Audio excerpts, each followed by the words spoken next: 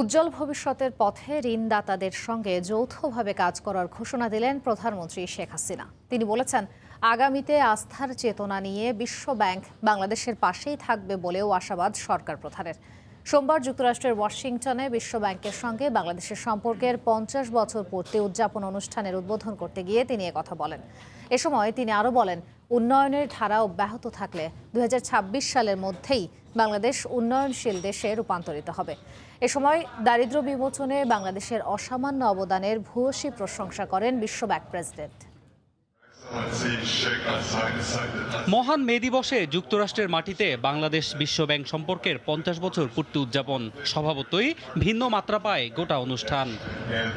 সোমবার স্থানীয় সময় সকাল 9টার দিকে ওয়াশিংটনে বিশ্বব্যাংকের সদর দফতরে যৌথভাবে অনুষ্ঠানের উদ্বোধন করেন প্রধানমন্ত্রী শেখ হাসিনা এবং বিশ্বব্যাংকের প্রেসিডেন্ট। এ সময় উদ্বোধনী বক্তব্যের শুরুতেই মহান মে দিবস উপলক্ষে বাংলাদেশ সহ বিশ্বের সব শ্রমজীবী মানুষের প্রতি শ্রদ্ধা জানান প্রধানমন্ত্রী শেখ হাসিনা। একই সঙ্গে তুলে ধরেন তার সরকারের উন্নয়নের সার্বিক চিত্র। অন্যদিকে বাংলাদেশের উন্নয়নের সহযোগী হতে পেরে গর্বিত বলে জানান বিশ্বব্যাংকের প্রেসিডেন্ট। দারিদ্র্য বিমোচনে বাংলাদেশের অসামান্য অবদানের ভূয়সী প্রশংসাও করেন তিনি। পরে বিশ্বব্যাংকের অনুষ্ঠানে যোগ দিয়ে শুরুতেই বিশেষ আলোকচিত্র প্রদর্শনী এবং শিশুদের নৃত্য পরিবেশনা উপভোগ করেন প্রধানমন্ত্রী। এ সময় মেরিল্যান্ড, ভার্জিনিয়া ও ওয়াশিংটন ডিসি এলাকার বাংলাদেশি শিশুদের নৃত্য পরিবেশনাও উপভোগ করেন তিনি। এছাড়াও বিশ্বব্যাংকের প্রেসিডেন্ট, ব্যবস্থাপনা পরিচালক ও ভাইস প্রেসিডেন্টের সঙ্গে মধ্যাহ্নভোজে অংশ নেওয়ার কথা রয়েছে তার। পাশাপাশি প্রধানমন্ত্রীর সঙ্গে বৈঠক করবেন বিশ্বব্যাংকের বোর্ড সদস্যরা। অন্যয় কর্মকার, সময় সংবাদ। ঈদের পর রাজধানীতে শোডাউন করেছে আওয়ামী লীগ বিএনপি। মে দিবস উপলক্ষে নয়াপল্টনের শ্রমিক দলের সমাবেশে বিএনপি মহাসচিব মির্জা ফখরুল ইসলাম আলমগীর বলেন, দেশ ও মানুষ বাঁচাতে আন্দোলনের বিকল্প নেই। তিনি অভিযোগ করেন, জনগণকে ভয় দেখিয়ে আবারও একতরফা নির্বাচন করতে চায় সরকার। এ সময় দলের অন্য নেতারা বলেন, গণঅভ্যুত্থানের মাধ্যমে সরকারকে পদত্যাগে বাধ্য করা হবে।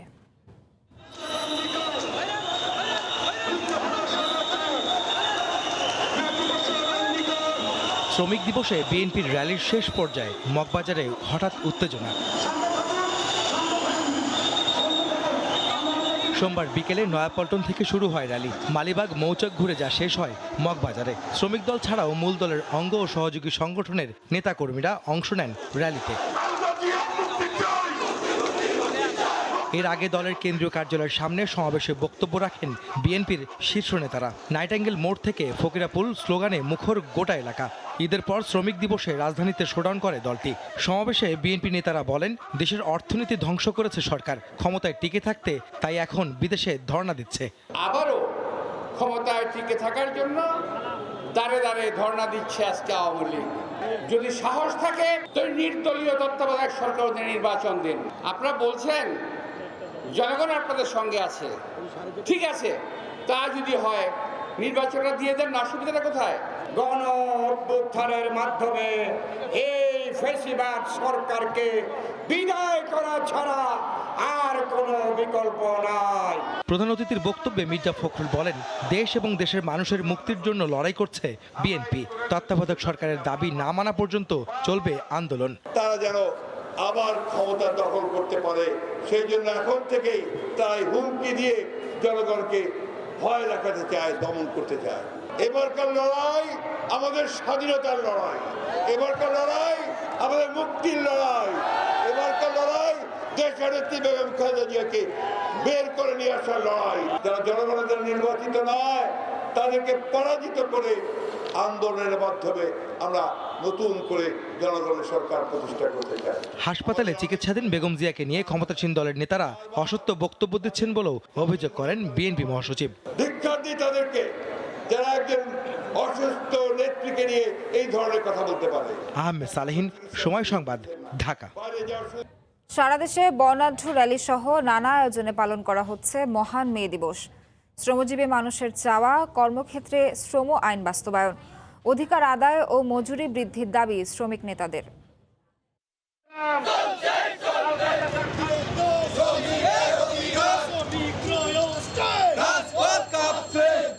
অধিকার আদায়ে ঐক্যবদ্ধ শ্রমজীবী মানুষ, কর্মক্ষেত্রে শ্রম আইন বাস্তবায়ন, মজুরি বাড়ানো সহ নানা দাবিতে তাদের এ সংহতি। মহান মে দিবস উপলক্ষে ফেনী শহরের মুক্তিযোদ্ধা স্মৃতি কমপ্লেক্সের সামনে থেকে বর্ণাঢ্য র্যালি বের করা হয়। পরে আলোচনা সভার আয়োজন করে জেলা প্রশাসন। এতে প্রশাসনের কর্মকর্তা ও শ্রমিক সংগঠনের নেতাকর্মীরা অংশ নেন। শ্রমিকরা জানি মালিকের পক্ষ থেকে একটা নিয়োগপত্র পায়, কারণ নিয়োগপত্র না পেলে আমরা বলতেই পারি না যে আমরা শ্রমিক। শ্রমিকদেরকে সময় অনুযায়ী বেতন দিতে হবে, এক কাজে 1000 টাকা করে দিতে হবে, এটা আমরা সরকারের কাছে আবেদন জানাই। খুলনা নগরীর রূপসা ট্রাফিক মোড় থেকে শুরু হওয়া র্যালিতে অংশ নেন শ্রমিক ও পেশাজীবী সংগঠনের নেতাকর্মীরা। ন্যায্য পাওনা আদায়ে সবাইকে ঐক্যবদ্ধ থাকার আহ্বান জানান তারা।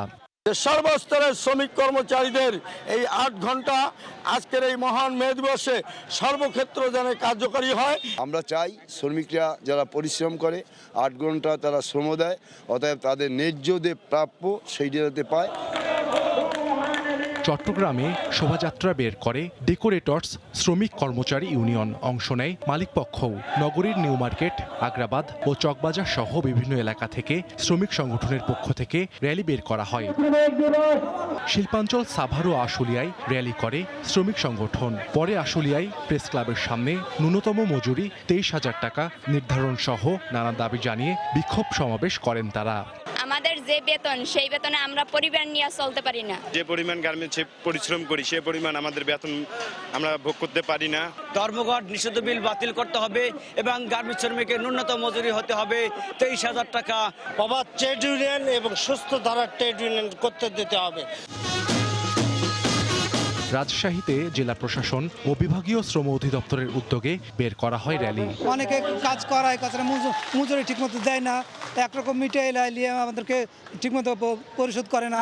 বাংলাদেশের শ্রমজীবী মানুষের যে দুর্দশা, তার থেকে রক্ষা করতে হলে পারে শ্রমিক শ্রেণীকে, শ্রমজীবী মানুষকে ঐক্যবদ্ধ হতে হবে এবং আন্দোলন করতে হবে। এছাড়া সিলেট, রংপুর ও যশোর সহ বিভিন্ন জেলায় বর্ণাঢ্য কর্মসূচির মধ্য দিয়ে পালিত হয় মহান মে দিবস। সাহাল আব্দুল্লাহ আলভি, সময় সংবাদ। একবিংশ শতাব্দীতেও প্রাচীনকালের মতো মানুষ বিক্রির হাট বসে খুলনার সিটি বাইপাস এলাকার মোস্তফার মোড়ে। দুবেলা রুটি রুজির জন্য প্রতিদিন ভোর থেকেই জেলার বিভিন্ন প্রান্ত থেকে নিম্ন আয়ের মানুষ হাজির হন এখানে। শুধু পুরুষ নন, নারীরাও আসেন নিজেদের শ্রম বিক্রি করতে এই হাটে। বেলাল হোসেন সজলের রিপোর্ট।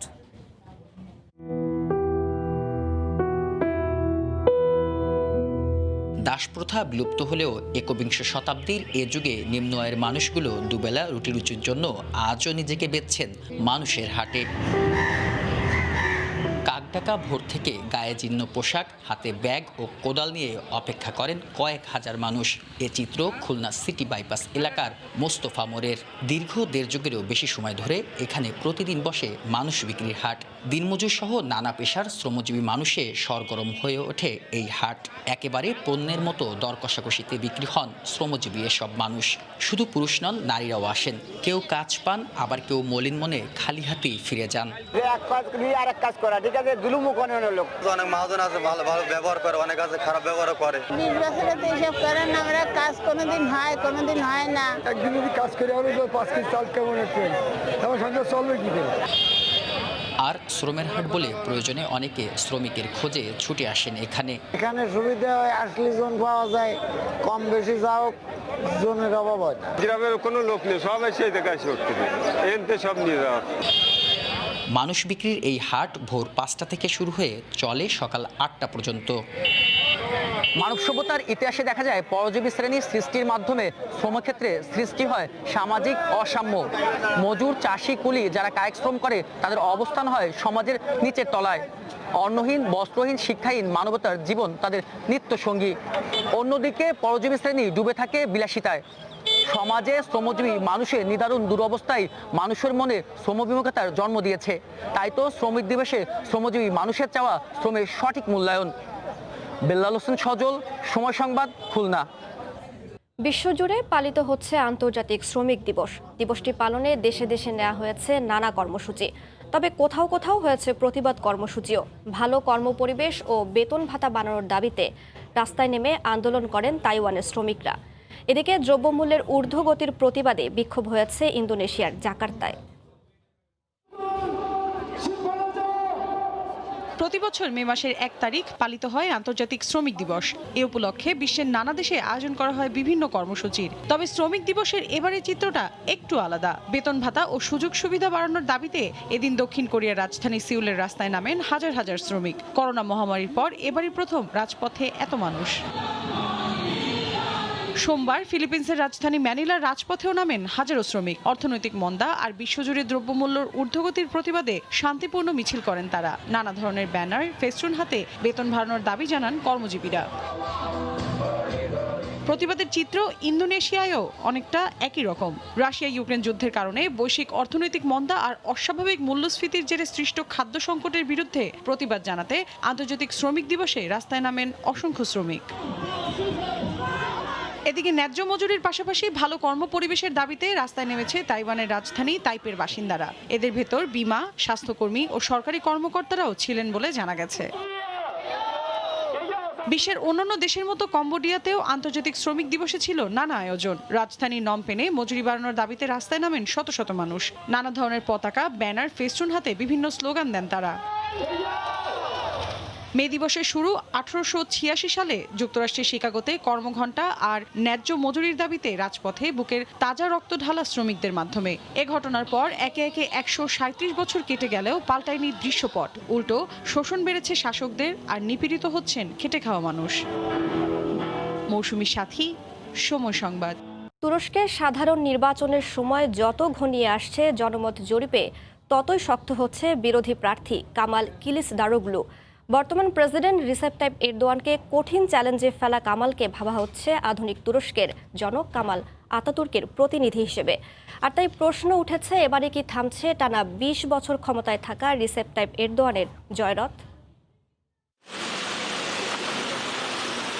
চলতি বছরের ফেব্রুয়ারি মাসে স্মরণকালের শক্তিশালী ভূমিকম্পে কেঁপে ওঠে তুরস্ক।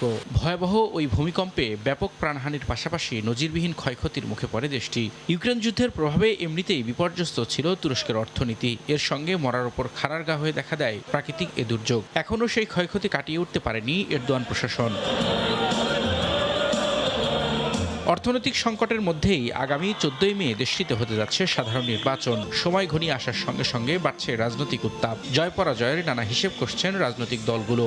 এরদোয়ানের বিরুদ্ধে 3 জন প্রার্থী থাকলেও আলোচনার কেন্দ্রে দেশটির বিরোধী দল সিএইচপির নেতা কামাল কিলিচদারোগলু। অর্থনৈতিক সংকটে জনগণের অসন্তোষকে পুঁজি করে বাজিমাত করতে চান তিনি। এর আগে পরপর 4 নির্বাচনে অনেকটা একতরফা জয় পেলেও এরদোয়ানকে ঠেকাতে এবার সম্মিলিত প্রার্থী দিয়েছে 6টি বিরোধী দল। বেছে নেওয়া হয়েছে কামাল আতাতুর্কের দল সিএইচপির নেতা কামাল কিলিচদারোগলুকে। তুরস্কের অর্থনীতি আজ পুরোপুরি ধ্বংস হয়ে গেছে। দেশবাসীকে জেগে উঠতে হবে, ঐক্যবদ্ধভাবে দেশের গণতন্ত্র ফিরিয়ে আনবো আমরা। দেশে আরো প্রাচুর্য এবং শান্তি ফিরিয়ে আনবো। দেশের পরিস্থিতি দিন দিন খারাপ হচ্ছে। আমরা বড় ধরনের একটা অর্থনৈতিক সংকটের মধ্য দিয়ে যাচ্ছি। এই মুহূর্তে আমাদের পরিবর্তন দরকার। আশা করি সেই পরিবর্তন নির্বাচনে আসবে। দেশে কোনো ন্যায় বিচার নেই, আইনের শাসন নেই। সবার মধ্যে সমতা আনতে হবে, আইনের শাসন প্রতিষ্ঠা করতে হবে।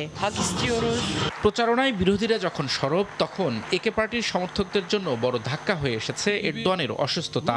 গত সপ্তাহে টিভি অনুষ্ঠানে অসুস্থ হওয়ার পর টানা 3 দিন নির্বাচনী প্রচারণায় অনুপস্থিত ছিলেন তিনি। ভোটের আগ মুহূর্তে 69 বছর বয়সী এরদোয়ানের অসুস্থতা কি প্রভাব ফেলবে ভোটারদের মনে, তা নিয়ে উদ্বিগ্ন সমর্থকরা। গত 2 দশক তুরস্কের রক্ষণশীল মুসলিমদের একচ্ছত্র সমর্থন পেয়েছেন এরদোয়ান। বিশ্ব রাজনীতিতে দেশকেও নিয়ে গেছেন গুরুত্বপূর্ণ অবস্থানে। একে পার্টি বলছে, রুশ ইউক্রেন যুদ্ধের এই সংকটময় বৈশ্বিক প্রেক্ষাপটে পরীক্ষিত শক্ত নেতৃত্বই প্রয়োজন তুরস্কে। রবিউল ইসলাম আওলাদ, সময় সংবাদ। বৈধভাবে কাজ করতে গিয়ে বছর না ঘুরতেই ফিরছেন অবৈধ হয়ে। রিক্রুটিং এজেন্সির প্রতারণার শিকার প্রায় 250 প্রবাসী শ্রমিককে এক কাপড়ে সৌদি আরব থেকে বাংলাদেশে ফেরত পাঠানো হলো। পরিসংখ্যান বলছে 2022 সালে অবৈধ হয়ে দেশে ফেরা প্রবাসীর 80% আসেন সৌদি আরব থেকে। তাদের অভিযোগের তীর রিক্রুটিং এজেন্সির দিকে। যদিও সৌদি অভিবাসন আইন সম্পর্কে অজ্ঞতা সহ পুরো প্রক্রিয়ার অব্যবস্থাপনাকে দুষছেন বিশেষজ্ঞরা। এদিকে অভিযোগের ভিত্তিতে রিক্রুটিং এজেন্সিগুলোর বিরুদ্ধে ব্যবস্থা নেওয়ার আশ্বাস প্রবাসী কল্যাণ মন্ত্রণালয়ের। শাতিলা শারমিনের রিপোর্ট।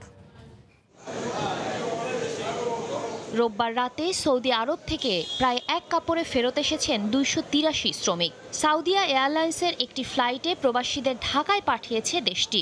লাখ লাখ টাকা খরচ করে নিঃস্ব হয়ে দেশে পৌঁছানো এই অসহায় নাগরিকদের অভিযোগ রিক্রুটিং এজেন্সি, নিয়োগদাতা প্রতিষ্ঠান, এমনকি দূতাবাসের বিরুদ্ধেও। কোম্পানির কাজ কাম ছিল না, সাপ্লাই ভিসা। পরে আমরা বাধ্য হয়ে আমরা অন্য জায়গায় কামে গেছিলাম। কফিলের কাজ করে, বাইরে কাজ করে, ধরে দেখা গেছে কোনো কাজ করে না, এইভাবেও ধরে। আমারে পুলিশে ধরলো, বাংলাদেশ এম্বাসিকে জানানো হলো, বাংলাদেশ এম্বাসি জানাচ্ছি তো বাংলাদেশ এম্বাসি আমার জন্য কি করলো? অথচ দেশের রেমিটেন্স আর শীর্ষে অভিবাসন খাত, এবং যার সিংহভাগে আসে মধ্যপ্রাচ্য থেকে। 2008 থেকে 21 সাল পর্যন্ত 15 বছরে 2,71,718 জনকে ফিরতে হয়েছে অবৈধ হওয়ার কারণে। 2022 সালে বিভিন্ন দেশ থেকে 97,914 জন শ্রমিকের মধ্যে শুধুমাত্র সৌদি আরব থেকেই ফিরেছেন 79,144 জন। বিশেষজ্ঞরা জানান, সৌদি আরবের আইন অনুসারে নিয়োগদাতা প্রতিষ্ঠানে কাজ না করলে অবৈধ হয়ে যান প্রবাসী। সেই হিসেবে আইন শৃঙ্খলা রক্ষা বাহিনীর অভিযানের পর ফেরত পাঠানো হয় তাদের। আইন অনুযায়ী কফিল বা কাফালা যেই মালিকের অধীনে আমাদের কর্মীরা গিয়েছেন তাকে কিন্তু তার অধীনেই কাজ করতে হবে। কাজে সেই জন্য এই পুরো বিষয়টা জেনে বুঝে তারপরে জানা। বিশেষজ্ঞদের মতে অদক্ষ শ্রমিকের কর্মসংস্থান এবং রিক্রুটিং এজেন্সিগুলোর জবাবদিহিতার অভাবের সঙ্গে সাধারণ মানুষের বিদেশ যাওয়ার মরিয়া ইচ্ছাকে পুঁজি করে চলছে ব্যবসা। আদৌ কি 6 লাখ লোকের কর্মসংস্থান সৌদি আরবে প্রয়োজন কিনা? অনেক বছর ধরে অদক্ষ কর্মী পাঠানো, আমাদের কর্মীরা 4 লাখ 5 লাখ টাকা খরচ করে যাবে। আপনি দেখবেন দক্ষ কর্মীর ক্ষেত্রে কিন্তু এই সংকটটা ঘটে না। সৌদি আরবেরও কিন্তু এখানে দায় আছে, কারণ জেনে বুঝেই কিন্তু যাচ্ছে। এটা অন্য অর্থে যদি বলি, এটা এক ধরনের ব্যবসাও।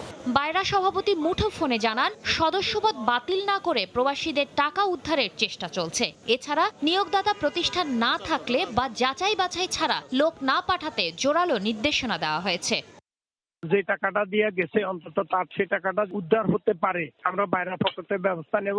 এদিকে মুঠোফোনে সময় সংবাদের সঙ্গে কথা বলেন প্রবাসী কল্যাণ সচিব। অভিযোগের ভিত্তিতে রিক্রুটিং এজেন্সির বিরুদ্ধে আইনগত ব্যবস্থা নেওয়া সহ ফেরত আসা কর্মীদের ক্ষতিপূরণেরও আশ্বাস দেন তিনি। কোনো কারণেই হোক অবৈধ হয়েছে, সেই দোষটা আসলে ওদের না, এখানে যারা রিক্রুট করেছে তাদেরকে কোন রিক্রুটিং এজেন্সির মাধ্যমে তাদেরকে পাঠানো হয়েছে। আমরা সেই সমস্ত রিক্রুটিং এজেন্সির বিরুদ্ধে ব্যবস্থা নিয়ে তাদের ক্ষতিপূরণ দেওয়া সহ আইনানুগ ব্যবস্থা নিতে পারি। অবৈধ হওয়ার কারণেই সৌদি আরব প্রবাসী কর্মীদের ফেরত পাঠিয়েছে বলেও জানান প্রবাসী কল্যাণ সচিব। শাতিলা শারমিন, সময় সংবাদ, ঢাকা। কক্সবাজারের টেকনাফে পাহাড়ে অপহৃত 2 পান চাষিকে 36 ঘন্টা পর উদ্ধার করল পুলিশ।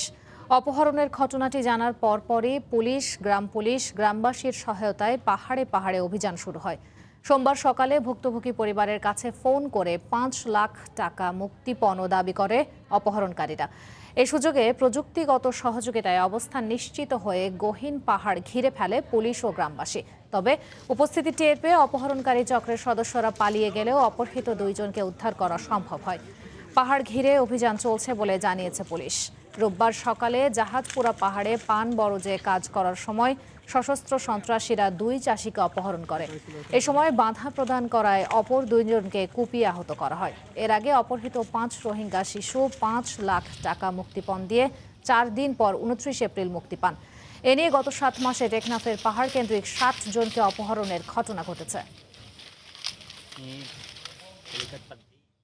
সিরাজগঞ্জে বাস ও অ্যাম্বুলেন্সের মুখোমুখি সংঘর্ষে 3 জন নিহত হয়েছেন। এ ঘটনায় আহত হয়েছেন আরও 5 জন। এদিকে মাদারীপুরে যাত্রাবাড়ি ভাঙা এক্সপ্রেসওয়েতে 2 ট্রাকের সংঘর্ষে প্রাণ গেল 2 জনের। পঞ্চগড় থেকে একটি অ্যাম্বুলেন্স ঢাকার দিকে আসছিল। পথে ঢাকা বগুড়া মহাসড়কের সিরাজগঞ্জের ঘুরকা জোড়া ব্রিজ পৌঁছালে বিপরীত দিক থেকে আসা একটি যাত্রীবাহী বাসের সঙ্গে সংঘর্ষ হয়।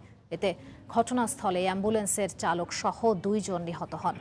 খবর পেয়ে পুলিশ ও ফায়ার সার্ভিস কর্মীরা আহতদের উদ্ধার করে স্থানীয় হাসপাতালে ভর্তি করলে সেখানে চিকিৎসাধীন অবস্থায় আরও 1 জনের মৃত্যু হয়।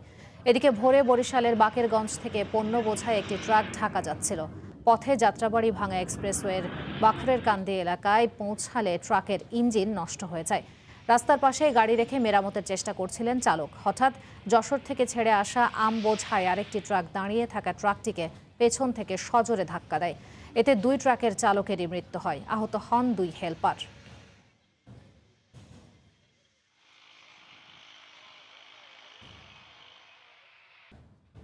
একসময় সাগরের পানিতে ডুবে থাকা জলাশয় আর লবণের মাঠে এখন বিনিয়োগ হচ্ছে 1 লাখ কোটি টাকা। সিঙ্গাপুর এবং শ্রীলঙ্কাকে এড়াতে এই অঞ্চলের ট্রান্সশিপমেন্ট বন্দর হিসেবে গড়ে তোলা হচ্ছে দেশের একমাত্র গভীর সমুদ্র বন্দর মাতারবাড়ি।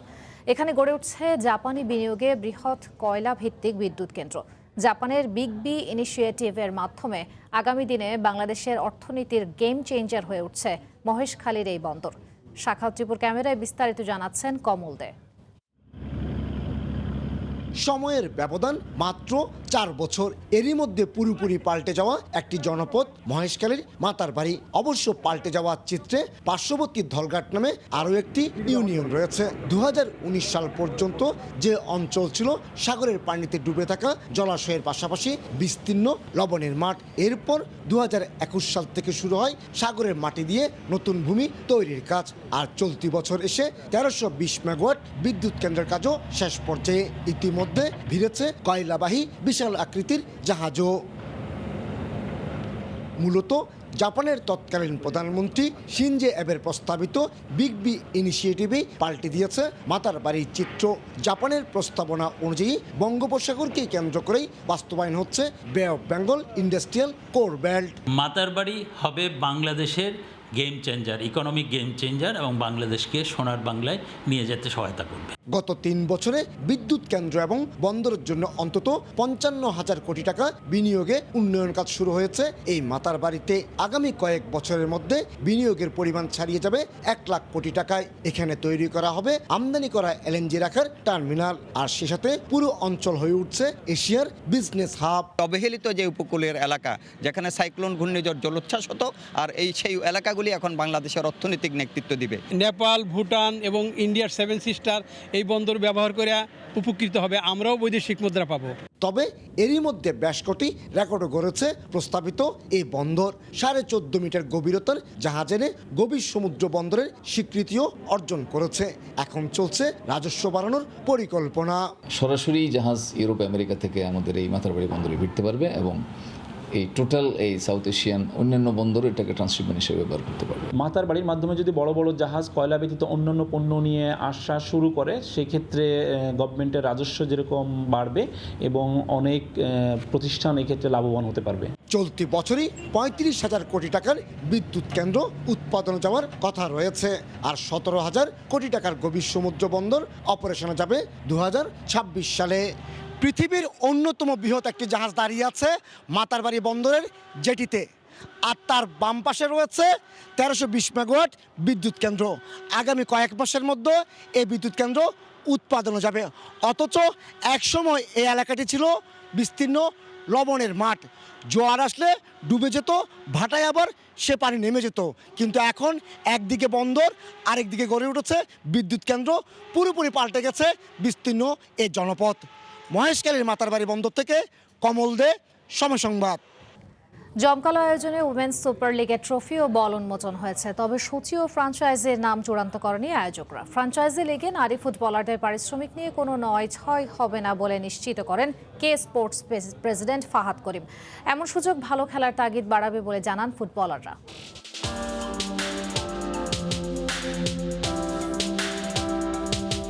আর কদিন পরেই এই বল দিয়ে ইতিহাসের অংশ হবেন নারী ফুটবলাররা। প্রথমবারের মতো মাঠে গড়াচ্ছে ওমেন্স সুপার লিগ। আনুষ্ঠানিক বল উন্মোচনের ক্ষণে ছোটখাটো অনুশীলনও সেরে নিলেন সানজিদা কৃষ্ণারা। 4 ফ্র্যাঞ্চাইজির অংশগ্রহণে এশিয়ায় প্রথমবারের মতো আয়োজিত লিগে অংশ নেবে অস্ট্রেলিয়া, নিউজিল্যান্ড, এশিয়া ও দক্ষিণ আফ্রিকা থেকে আসা ফুটবলাররা। জমকালো আয়োজনে হয়ে গেল ট্রফি ও বল উন্মোচন। আসরের আয়োজক কে স্পোর্টসের দাবি সবকিছুই নাকি চূড়ান্ত, তবে এখনো সূচি চূড়ান্ত করতে পারেনি আয়োজকরা। কোন কোন ফ্র্যাঞ্চাইজি খেলবে তাও জানে না কেউ, তবে শিগগিরই হবে সমস্যার সমাধান। সূচি ও ফ্র্যাঞ্চাইজির নাম প্রকাশ করবে কে স্পোর্টস। দেশীয়দের পাশাপাশি বিদেশি রেফারি রাখার পক্ষে বাফুফে। আমাদের এখানে মূলত দুটো অবজেক্টিভ বলবো। প্রথমত একটি প্ল্যাটফর্ম ক্রিয়েট করা আমাদের মেয়েদের জন্য, এবং দ্বিতীয়ত তাদের একটা স্টেডি ইনকাম হবে। বাট 12 থেকে 15 মের মধ্যে যে কোনো একদিন হবে আমাদের ড্রাফট সেরেমনি হবে। ড্রাফট সেরেমনিতে আমরা আমাদের টিমস, প্লেয়ার্স, পুল সব ডিসক্লোজ করব, এবং তারপরে আমাদের মিউজিক অ্যান্থেম যেটা সেটা লঞ্চ হবে। Whatever their fees that has been decided, we will personally ensure that the fees are reaching them on time. Franchise league, এখানে ফরেন প্লেয়ার থাকবে, ফরেন কোচ থাকবে, ফরেন রেফারি থাকবে। অবশ্যই এখানে নতুনত্ব কিছু থাকবে। আন্তর্জাতিক মান ঠিক রাখতে আসরের বল ও ট্রফিতে ভিন্ন চমক রেখেছে কে sports. The trophy is 22 inches tall and it has a diameter of 12 inches. It's made out of copper and then it has been silver plated, then it has been gold plated, and as I say, it's a unique trophy. এবং এই বলটার নামটা আমরা রেখেছি অস্ত্র because we think that it's a tool or a weapon for a woman to use as a message for empowerment. Women super league নিয়ে উচ্ছ্বাসের কমতি নেই ফুটবলারদের। ভালো খেলার তাগিদের পাশাপাশি এই আয়োজনে বিশ্বের অন্যান্য দেশেও খেলার দ্বার উন্মোচন হবে বলে মনে করছেন তারা। আমাদের এই ফ্র্যাঞ্চাইজি লিগে বাহিরের দেশের প্লেয়ারগুলোও আসতেছে, তো আমি মনে করবো এটা আমাদের কাছে একটা বড় একটা ইয়া থাকবে যে হয়তো যদি আমরা ভালো খেলি দেখা যাইতেছে তাদের দেশেও আমরা খেলতে যাইতে পারবো। দায়িত্ব বাড়ছে যে আমাদের জন্য এত আয়োজন, আমাদের আরো ভালো কিছু করতে হবে। প্রথম আসর সফল হলে ফিফার অনুমতির জন্য আবেদন করবে কে স্পোর্টস।